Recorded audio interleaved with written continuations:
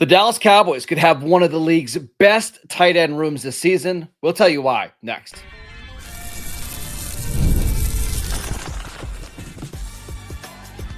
You are Locked On Cowboys, your daily Dallas Cowboys podcast.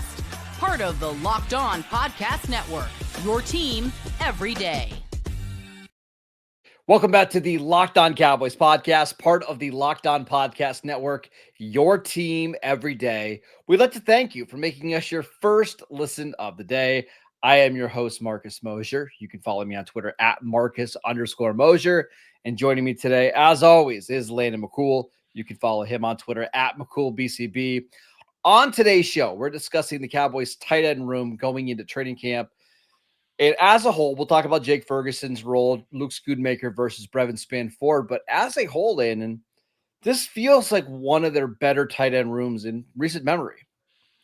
Yeah, I mean, I think we've got a good collection of young guys that you're interested, intrigued by the kind of veteran option in Ferguson, and then again, just to have another year of Lunda Wells kind of helming this group and to keep that kind of continuity.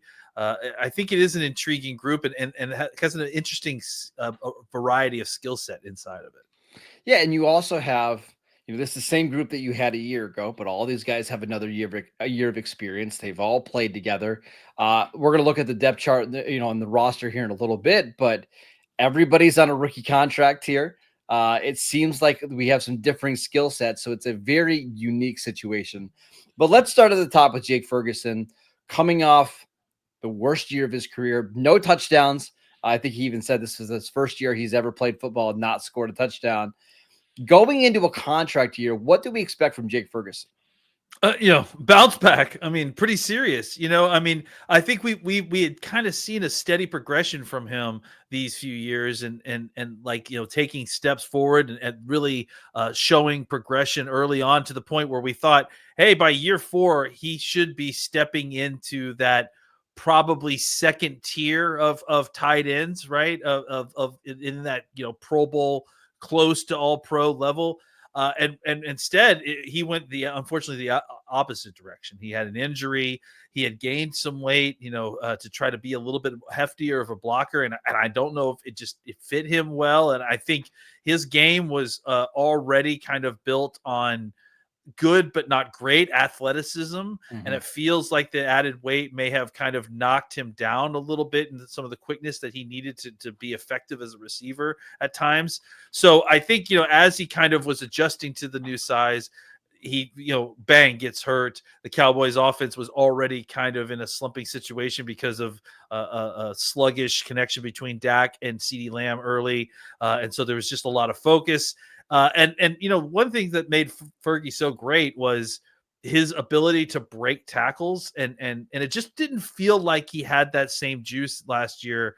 Obviously, especially after he came back from the injury, it just wasn't quite as dynamic. But even before that, so I'm looking for him, in a contract year, like you mentioned, to come back and hopefully having kind of readjusted to this body weight.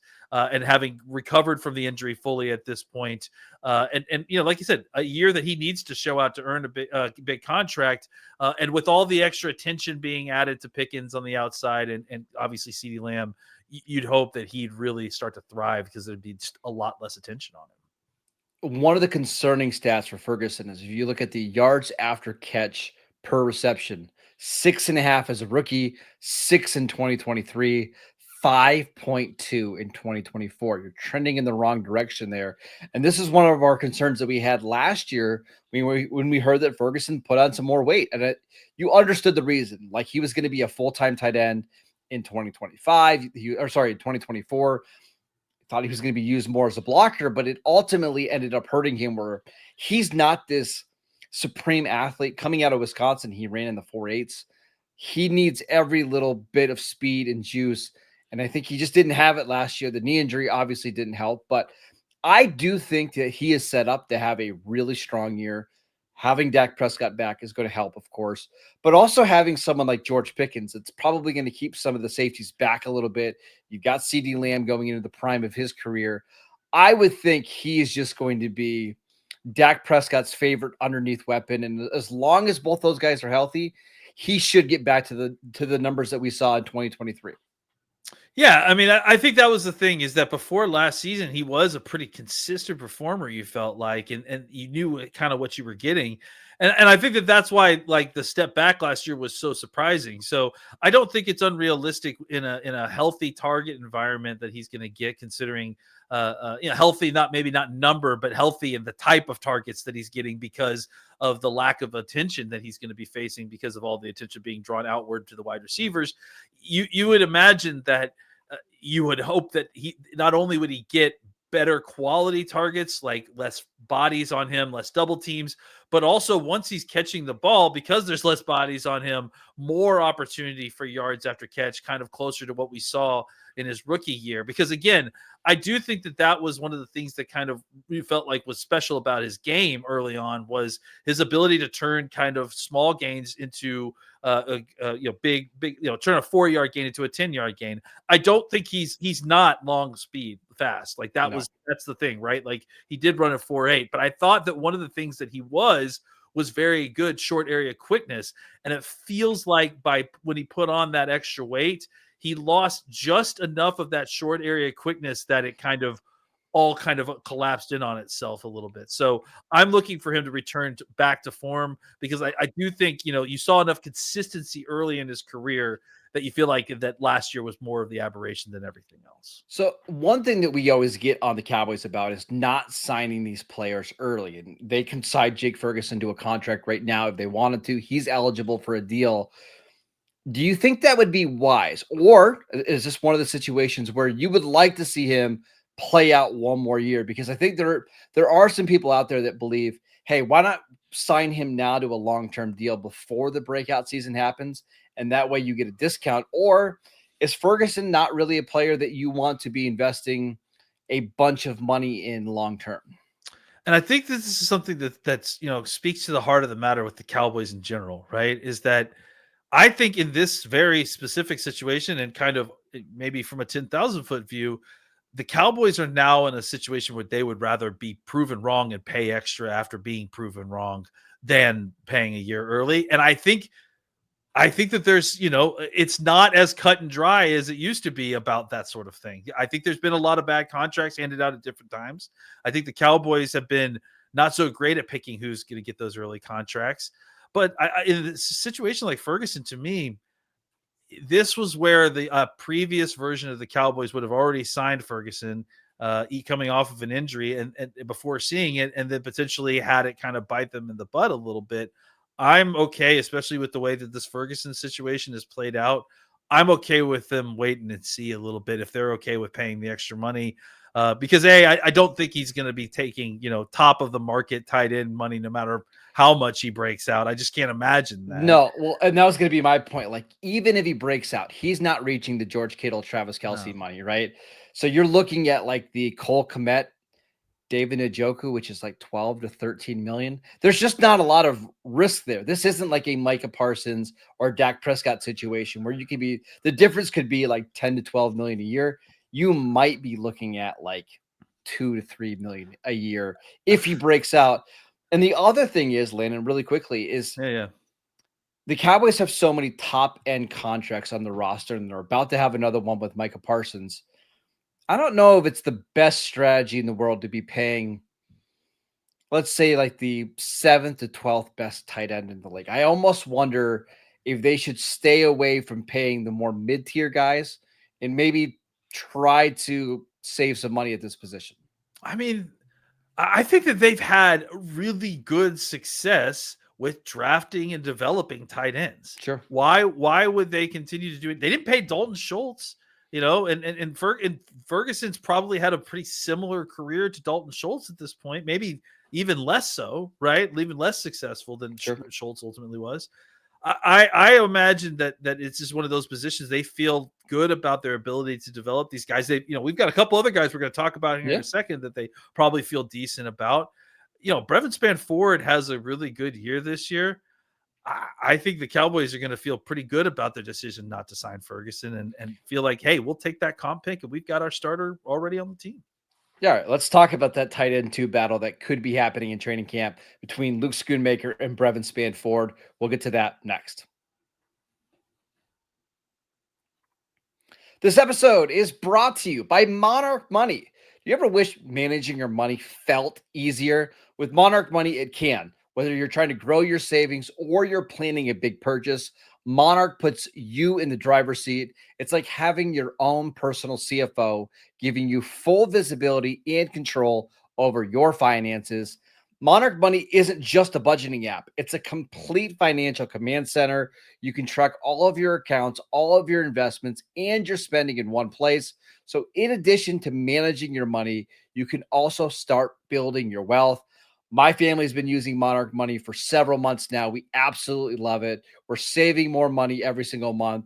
We've got a big purchase, like putting on a nice little thing on our house, and this has allowed us to help do that. It's so nice, it's so convenient. I love it. It's so easy to use.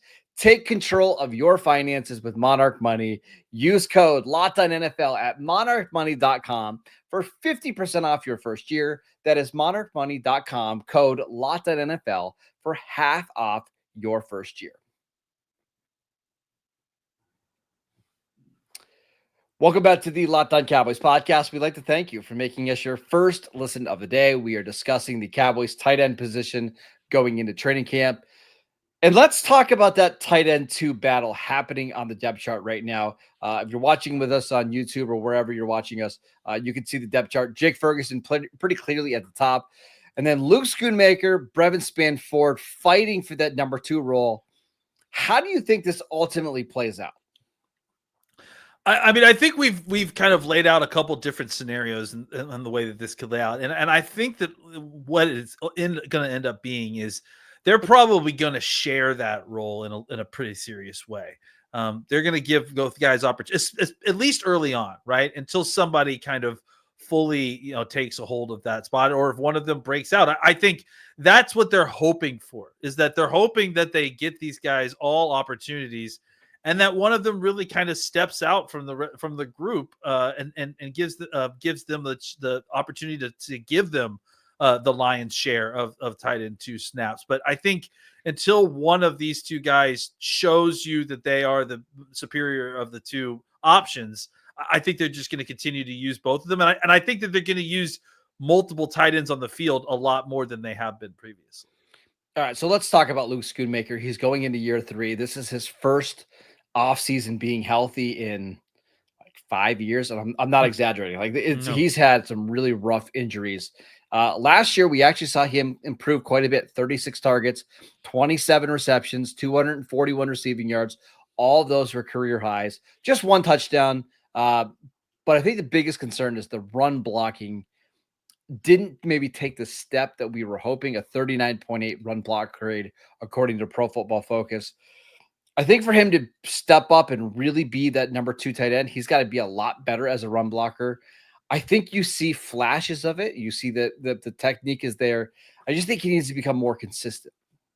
Yeah, and it's interesting because I think obviously his rookie year that blocking was probably the better of the two things that he was doing. Agreed. Right? Like, Yes. So I think it's just about finding your footing. It's such a difficult position, man. Like the two jobs that you have to do are so vastly different and require such different types of athleticism and skills.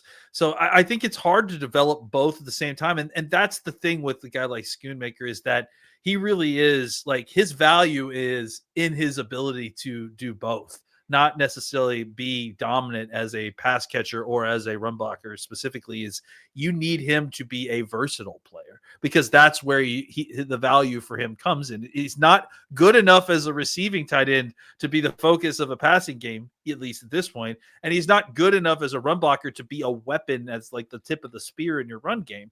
But he is, hopefully good enough to, at a little bit of both, to be a versatile player you put on the field, so you don't tip your hand when he's on the field of what you're going to be doing. So if he's going to get better, if he's going to take that next step, he's got to find a way to be consistently, playable in both the run and the passing game, because his role is going to be that as a tight end too, as the kind of backside tight end. So again, we can't tip off to the defense what we're doing when he's out there, because he can only pass catch or he can only run block.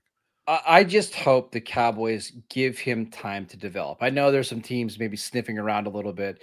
The Dolphins obviously traded away Jonnu Smith on Monday. Wouldn't be surprised if they're a team that's trying to buy low on Schoonmaker. But I remember when the Cowboys drafted Anthony Fasano back in 2006. They had him for 2 years, and then they traded him and Aiken Adele for a fourth-round pick. Talk about some names that we haven't mentioned in a while. Aiken Adele. Yeah, those actually they traded those two guys for a fourth-round pick that became Tashard Choice. So there's some pretty decent trade then. Yeah, but Fasano was a guy that was a disappointment for the Cowboys, like the first 2 years of his career, because he wasn't a good receiver yet, and he wasn't good enough as a blocker to be like the guy to pair with Jason Witten. So they moved on. But Fasano, as he got, a little bit stronger, played more in the NFL, became a really decent tight end for Miami and stuck around the league for like 12 years. I wouldn't be surprised if Schoonmaker follows a similar path. I'm just hoping the Cowboys are patient here, because I do think he's got the traits to be not a dynamic receiver, but somebody that can be an outlet, and then somebody that can be a plus blocker. And those guys are hard to find. Yeah, and that they are hard to find. And I think in today's modern NFL, like these guys, which used to be almost a dime a dozen in like the 90s and turn of the century. You could find Dan Campbell's anywhere you wanted to in the early 2000s. That's right. And now you can't find those guys almost anywhere. It's just such a difficult position to be able to operate in today's modern passing attack while still being a pop plus run blocker, especially with these kind of defenders, the way the athleticism they have today. It's just incredibly difficult. So I think he has a rare athleticism. He has a rare body type that if they can develop will be valuable. But yeah, I mean, he's got to start showing them a little bit more. I think you saw a lot of positive things last year, things that make you excited about what he can do with a healthy offseason. But this has definitely got to be a year where he produces and he shows you something so you can, feel good about your investment or feel good about what might come in the future. But the reason why we're mentioning Breyvn Spann-Ford as part of this tight end conversation is he's already a better blocker than Luke Schoonmaker. Now, is the trade-off with Schoonmaker being a better receiver worth having Breyvn Spann-Ford in the field? We'll see, but it's clear that the Cowboys like him. They gave him a ton of money last year as an undrafted free agent. He played quite a bit. Not only did he make the 53-man roster, but from like weeks 11 on, he was averaging over 20 snaps a game. So it's clear the Cowboys like him, and he's getting snaps with the first team in the offseason. Tells you that he's got a great chance to find a spot on this roster. We're always talking about the Sigmund Bloom drumbeat, right? Mm-hmm. Like from the day he arrived on Cowboys campus, the drumbeat has been very loud about Breyvn Spann-Ford. They loved him in undrafted free agency. He showed up, worked his butt off, clearly earned a spot on the roster, earned a spot on the game day roster, earned playing time, got catches, clearly was developing. Clearly they were feeding him and he was continuing to step. You heard nothing but incredibly positive things in the offseason about, especially like I don't know if you guys saw that Ferguson interview he gave where he was talking about how Breyvn was pushing him in the offseason workouts. He was constantly hounding him about, hey, let's go work out, let's go work out, let's go work out. And then, just the reports that we're getting from minicamp, from OTAs, he's on the field, he's catching passes, he's playing with the first team. The conversations that you hear with about how much they want to run the football and how much obviously he would figure into something like that. I just think that if you don't have to read very many tea leaves to get a loud screaming voice in your face saying, hey guys, they think Breyvn Spann-Ford is about to have a really big year. So I'm excited. He's one of the guys that I'm most excited to go out in training camp and see for myself, just like why they're so excited about talking about Breyvn Spann-Ford. It's weird. I feel like if Breyvn Spann-Ford is one of these guys that plays a lot early in training camp and preseason, I think it's going to give us a good idea, like how serious they are about trying to run the football and be better in the ground game. Because if you're playing a 270-pound plus tight end, a significant amount of snaps, you're likely trying to get better in the run game, especially with a young offensive line. So he's a guy that I'm really excited about. But Landon, there's also a couple of tight ends on the back end of this roster that I can't wait to see in training camp in the preseason, and we'll discuss them next.